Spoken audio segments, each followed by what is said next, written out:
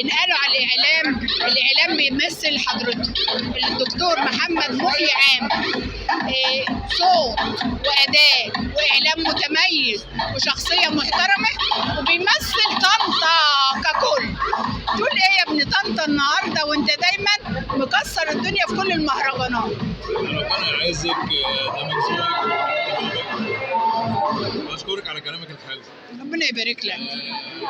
طبعا النهارده انا موجود عشان الاستاذ علاء البلتاجي، عشان المهرجان بتاع اخبار النجوم. وبصراحه انا النهارده شايف حاجات جميله جدا، والستيج على اعلى مستوى، والريد كاربت جميل جدا، في وسائل اعلام كتيره موجودين، وزملاء اعلاميين، وفي فنانين، وفي رياضيين كمان.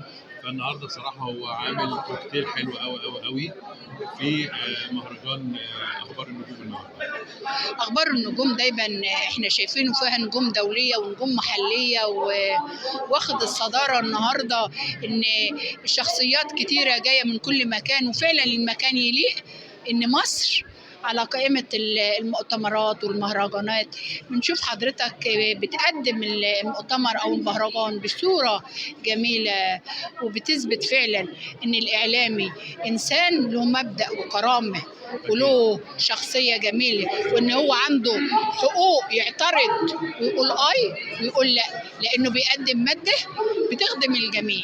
تقول إيه وحضرتك؟ النهارده بتتكلمي في حاجة جميلة جدا، إن إحنا النهارده في أشد الاحتياج ليها، إن إحنا لازم نقول كلمة الصراحة، ولازم يعني يكون الإعلام هادف ويقدم شيء فعلا يساعد على قوام المجتمع، ولا يفتته ولا يشوهه.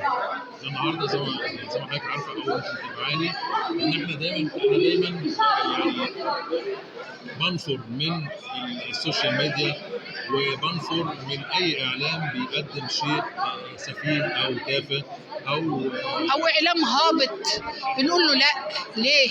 قدامك الحلو اطلع ونور نفسك بيه، انما الهابط دايما بيضلل صاحبه وبيبعده عن الايجابيات. من خلالك برضه ان شاء الله انا بس عايز اوجه كلمه لكل شعب مصر النهارده.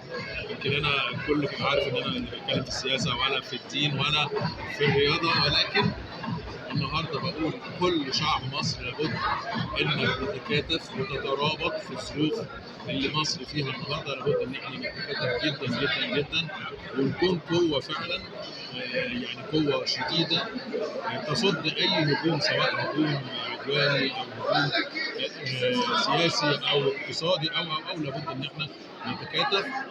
كل الشعب المصري، كل الامه العربيه، كل سنه وانتم طيبين بمناسبه شهر رمضان الكريم، ودايما يا رب اشوفك متفوقه ومتالقه. وانت بقى اللي بتغطي المهرجانات ما شاء الله عليك. ربنا يبارك لك. كل سنه وحضرتك طيب، كل سنه وحضرتك طيب. ما تحرمش من الاعلام الكبير محمد محي عامر، فعلا الشخصيه والنموذج والكادر الاعلامي اللي بيغطي مؤتمرات ومهرجانات وصوته جميل. طب قول حاجه بقى على رمضان كده للمصريين بصوته. لا صعب ان انا خلاص، احنا سعدنا بيك ونسمعك في اوقات تانية تكون عند حضرتك عندك السادات. متشكره لمعاليك، كل سنه وانت طيب.